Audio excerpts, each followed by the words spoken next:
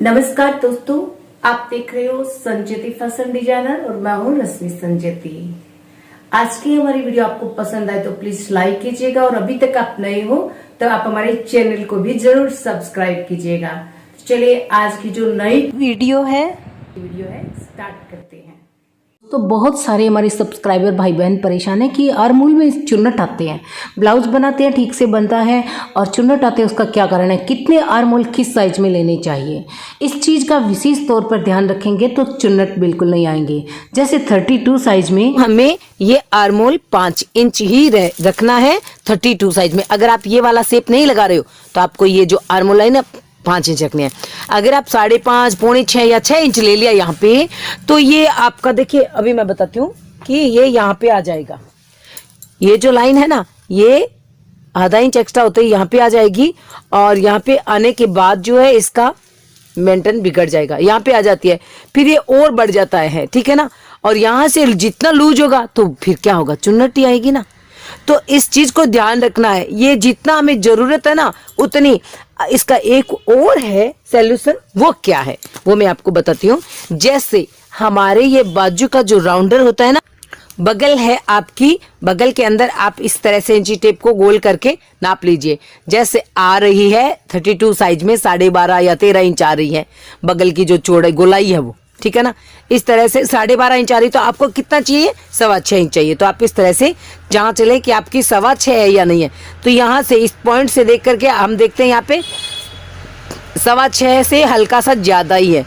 6.25 13 inch हो तो 6.5 inch रहना चाहिए, 12.5 इंच हो तो 6.25 इंच रहना चाहिए, फिर 12 इंच हो तो आपकी बगल की गोलाई 12 इंच हो तो आपको 6 इंच इस तरह से रहना चाहिए। हल्का सा लूज होता है तो चलता है, हल्का सा आप देख सकते हैं इसमें हल्का सा लूज है और वह जरूरी चाहिए, वह जरूरी। अगर थोड़ा सा लूज नहीं होगा तो आपका ब्लाउज मूवमेंट नहीं करेगा, फंस जाएगा, ठीक है ना।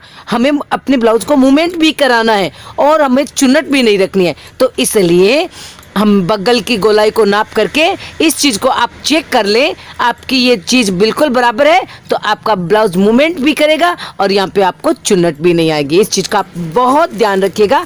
और आप देखिए इस तरह से झोल क्यों आता है, ब्लाउज में झोल आने के कारण क्या है, आज मैं आपको इस वीडियो में बताऊंगी। देखिए जिस तरह से पहले हम फर्मा कटिंग करते हैं, सबसे पहले तो आपको ब्लाउज की जो भी आप जिस भी साइज का आप ब्लाउज बना रहे हो उसकी आपको फर्मा कटिंग करनी है। और अगर आप फर्मा कटिंग नहीं करना चाहते हो तो मैं आपको एक स्टेप बताऊंगी। ब्लाउज को खोल करके उसका फर्मा बना लिया जाता है। आपका जो भी पुराना ब्लाउज हो आप उसे खोल करके सुंदर सा फर्मा तैयार कर लें। जो भी पार्ट्स है उन्हें आयरन करें ताकि वो एक अच्छा फर्मा बन जाए। जब वो आपके पास में पुराने ब्लाउज का फिटिंग के ब्लाउज का फर्मा है उससे आप पेपर पे फर्मा या जो गत्ता होता है टाइट उस पे आप अपना फर्मा बना करके रख लें। उससे आप ब्लाउज की स्टिचिंग करें, आपके लिए बहुत सरल हो जाएगा। तो जितना हमारा चेस्ट होता है ना उसके अकॉर्डिंग अगर आप शोल्डर और आर्मोल लेते हैं तो आपका जो यहाँ पे जो झोल आता है वो नहीं आएगा। शोल्डर क्या होते हैं, देखिए ये जो हमारे नेक से लेकर के जो चौड़ाई होती है ना ये हमारे ब्लाउज के शोल्डर्स हैं। नेक विड्थ को छोड़ करके जो स्पेस होता है ना ये शोल्डर होते हैं। यहाँ पे हमारा ब्लाउज मोस्टली टिका हुआ होता है शोल्डर के ऊपर और ये होते हैं आर्मोल। आर्मोल भी चेस्ट के अकॉर्डिंग लिए जाते हैं, इसका भी आपको ध्यान रखना होगा। मैंने इस चार्ट के अंदर देखिए जैसे सीना है 32, 34, 36 और 38, ये चार्ट मैंने अपलोड किया हुआ है अपने चैनल पे, आप उसे देख सकते हैं। 32 अगर आप चेस्ट लेते हैं तो आपको जैसे नेक के हिसाब से चेंज करना होता है। आर्मोल तो सभी में एक बराबर होंगे ये आर्मोल तो, किंतु जो शोल्डर होते हैं वो चेंज हो जाते हैं। जैसे हम गला आगे का 5, ये जो नेक है 5-5 ही बनाते हैं आगे और पीछे से, तो आपको यहाँ पे शोल्डर 6.25 इंच तक आप रख सकते हैं, 6 इंच या 6.25 इंच। अगर आप 32 चेस्ट में 6 और 7 गला रखते हैं, आगे का गला 6 इंच और बैक साइड का 7 इंच रखते हो तो आपको यहाँ पे शोल्डर 5.5 इंच लेने होते हैं, ठीक है। और अगर आप 32 चेस्ट में 6 और 9 यानी 6 आगे का गला और 9 इंच पीछे का गला रख रही हो तो आपको शोल्डर कितने लेने होंगे? यहाँ पे 5.25 दिया है चेस्ट का छठा भाग, तो यहाँ पे आपको 5 इंच लेना है। जो भी यहाँ पे दिया हुआ है ना उससे 1/4 इंच कम रखना, कभी भी ज्यादा मत रखना। और अगर आप 6 इंच आगे का गला और बैक साइड का 11 इंच नेक रख रहे हो, गला रख रहे हो, डीप नेक रख रहे हो, तो आपको यहाँ पे शोल्डर कितने लेने होंगे? 5 इंच दिया हुआ है, चेस्ट का 6.5 भाग, यहाँ पे आपको 4.75 लेना है, 4.5, 1/4 इंच कम कर देना है, ठीक है ना। अब रही आर्मोल की बात, तो आर्मोल 32 साइज में 5.5 इंच लेते हैं हम लोग, पर यहाँ पे ये क्या है 5.5 इंच टोटल करना, ये 1/2 इंच का यहाँ पे शेप चला जाता है। ये जो आप देख रहे हो यहाँ पे हम तिरछा शेप लगाते हैं, नेक लाइन से लेकर के यहाँ पे हम आधा इंच के कट कर देते हैं, ठीक है ना। तो ये टोटल कितना रहता है? 5 इंच रहता है। तो हमें ये आर्मोल 5 इंच ही रखना है 32 साइज में। अगर आप ये वाला शेप नहीं लगा रहे हो तो आपको ये जो आर्मोल है ना 5 इंच रखनी है। अगर आप 5.5, 5.25 या 6 इंच ले लिया यहाँ पे, तो ये आपका देखिए, अभी मैं बताती हूँ कि ये यहाँ पे आ जाएगा। ये जो लाइन है ना, ये आधा इंच एक्स्ट्रा होते ही यहाँ पे आ जाएगी, और यहाँ पे आने के बाद जो है इसका मेंटेन बिगड़ जाएगा, यहाँ पे आ जाती है, फिर ये और बढ़ जाता है, ठीक है ना। और यहाँ से जितना लूज होगा तो फिर क्या होगा? चुन्नटी आएगी ना। तो इस चीज को ध्यान रखना है, ये जितना हमें जरूरत है ना उतनी। इसका एक और है सॉल्यूशन, वो क्या है वो मैं आपको बताती हूँ। जैसे हमारे ये बाजू का जो राउंडर होता है ना, बगल है आपकी, बगल के अंदर आप इस तरह से इंची टेप को गोल करके नाप लीजिए। जैसे आ रही है 32 साइज में 12.5 या 13 इंच आ रही है बगल की जो चौड़ाई गोलाई है वो, ठीक है ना। इस तरह से 12.5 इंच आ रही, तो आपको कितना चाहिए? 6.25 इंच चाहिए। तो आप इस तरह से जहाँ चले कि आपकी 6.25 है या नहीं है, तो यहाँ से इस पॉइंट से देख करके हम देखते हैं यहाँ पे 6.25 से हल्का सा ज्यादा ही है। 6.25, 13 इंच हो तो 6.5 इंच रहना चाहिए, 12.5 इंच हो तो 6.25 इंच रहना चाहिए, फिर 12 इंच हो तो आपकी बगल की गोलाई 12 इंच हो तो आपको 6 इंच इस तरह से रहना चाहिए। हल्का सा लूज होता है तो चलता है, हल्का सा, आप देख सकते हैं इसमें हल्का सा लूज है, और वह जरूरी चाहिए, वह जरूरी। अगर थोड़ा सा लूज नहीं होगा तो आपका ब्लाउज मूवमेंट नहीं करेगा, फंस जाएगा, ठीक है ना। हमें अपने ब्लाउज को मूवमेंट भी कराना है और हमें चुन्नट भी नहीं रखनी है। तो इसलिए हम बगल की गोलाई को नाप करके इस चीज को आप चेक कर लें, आपकी ये चीज बिल्कुल बराबर है तो आपका ब्लाउज मूवमेंट भी करेगा और यहाँ पे आपको चुन्नट भी नहीं आएगी। इस चीज का आप बहुत ध्यान रखिएगा।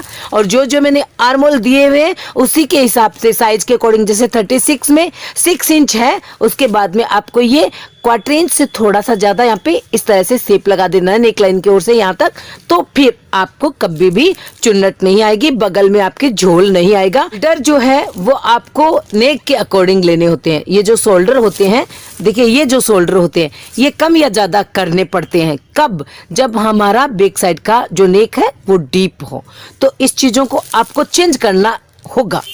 यहाँ पे मैंने दिए हुए सभी साइज के अकॉर्डिंग, और ये चार्ट भी मैंने अपलोड किया हुआ है कि चेस्ट के अकॉर्डिंग हम जो नेक विड्थ है, जो शोल्डर है, जो आर्मोल है, वो कैसे लेते हैं।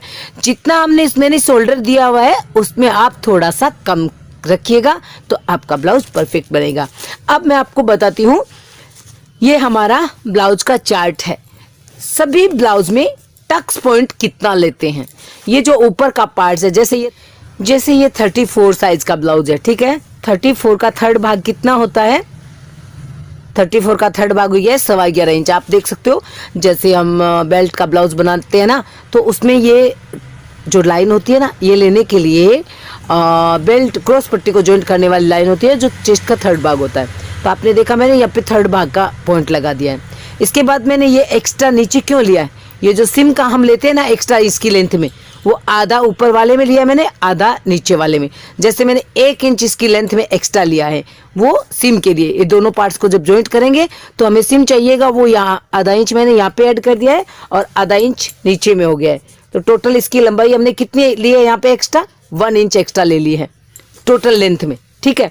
और ये जो बेल्ट की है ऊपर वाले की 11.25 इंच लेंथ पे एक पॉइंट लगा करके फिर सिम का एक्स्ट्रा ले लिया। अब हो गया टक्स पॉइंट का। टक्स पॉइंट का आज मैं आपको सब साइज का बता देती हूँ। यहाँ पे हम अगर 30 इंच का ब्लाउज बना रहे हैं तो यहाँ पे हम लेंगे, देखिए 8.25 इंच पे ये हमारी टक्स पॉइंट होगी, ठीक है ना। और बेल्ट की कटिंग करेंगे हम चेस्ट का थर्ड भाग यानी 10 इंच पे। ये हो गया हमारा 10 इंच यहाँ पे, और इसके बाद हम सिम का एक्स्ट्रा ले लेते हैं आधा इंच।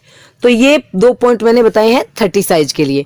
फिर 32 का होता है, तो 32 के अंदर आपको लेना होता है 8.5 इंच टक्स पॉइंट हो गया। देखिए यहाँ से ये 8.5 इंच टक्स पॉइंट हो जाता है, और उसके बाद में 32 के लिए आपको 10.5 इंच पे ये पॉइंट लगाना होता है। तो ये मैंने 10.5 इंच पे एक पॉइंट लगा दिया है, फिर मैंने सिम का यहाँ पे एक्स्ट्रा ले लिया है। तो ये वाली जो लाइन होगी ना, ये वाली 32 के लिए बिल्कुल परफेक्ट होगी। और ये जो मैंने लाइन लगाई है 34 साइज की। इस तरह से चेस्ट का थर्ड भाग हर साइज के अंदर, फिर सिम का अलग लेते हैं। 40 साइज के बाद जो सिम का होता है ना, दोनों की सिम का, वो हम क्रॉस पट्टी में रख लेते हैं। इस चीज का भी आपको ध्यान रखना होगा। तो आप मेरी आने वाली नई नई वीडियोज को परफेक्टली देखेंगे तो आपको अच्छे से समझ में आ जाएगा। अब मैंने आपको बता दिया जी, ये टक्स पॉइंट है 8.25 इंच हो गया है 32 साइज के लिए, और 8.5 हो गया, सॉरी 8.5 32 साइज के लिए, 9.25 इंच 34 साइज के लिए, और 9 इंच 36 साइज के लिए। उसके बाद में 9 inch 9 inch 9.25 inch 9 inch 9.25 inch 40 तक चलेगा। तो फुल साइज के अंदर 38 के बाद में आप 9 इंच लगभग टक्स पॉइंट रखे हैं, चाहे वो कटोरी का ब्लाउज हो, चाहे वो बेल्ट का ब्लाउज हो, या फिर चाहे प्रिंसेस कट का हो। जो टक्स का हम पॉइंट लगाते हैं वो 9 या 9.25 इंच या 9.5 इंच तक हेल्दी ब्लाउज में चलता है। तो इन चीज़ों का आप ध्यान रखेंगे। और टक्स पॉइंट जो छोटे छोटे साइज होते हैं वो मैंने आपको बता दिया। आप एक बार अपना ब्लाउज नॉर्मली कपड़े पर बना करके फिर हमारे साथ अपनी जो आपका एक्सपीरियंस है, जो आपके अनुभव है, हमारे साथ शेयर करें। और भी कोई डाउटिंग हो तो कभी भी आप हमसे पूछ भी सकते हैं, और हमने आपको अपने व्हाट्सएप नंबर भी दिए हुए हैं, वहाँ पे भी आप अपनी जो है बात पूछ सकते हैं, रख सकते हैं।